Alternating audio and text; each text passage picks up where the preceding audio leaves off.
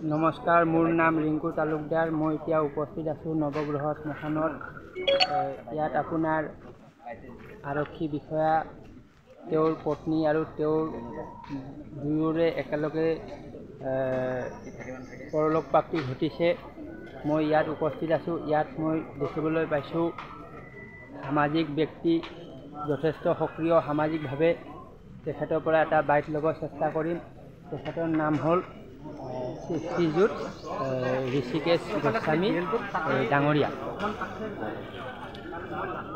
আপুনি কিবা ক'বনে?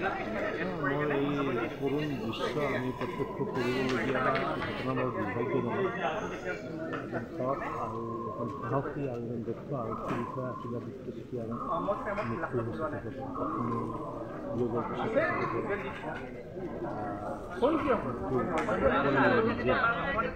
খুব দুখ পাইছে এই কথা। বিয়োগী আপোনাৰ সদ্গতি লাভ কৰক, সদায় ভৱিষ্যতে এনেকুৱা ঘটনা নঘটক।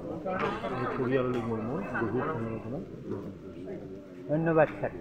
তো ছাৰে এইখিনি ক'লে। আমাৰ মাজৰ পৰা এজন মানৱ সম্পদ হেৰাই গ'ল। এতিয়া আমি তেখেতৰ আত্মাৰ শান্তিৰ বাবে প্ৰাৰ্থনা কৰিব পাৰিম।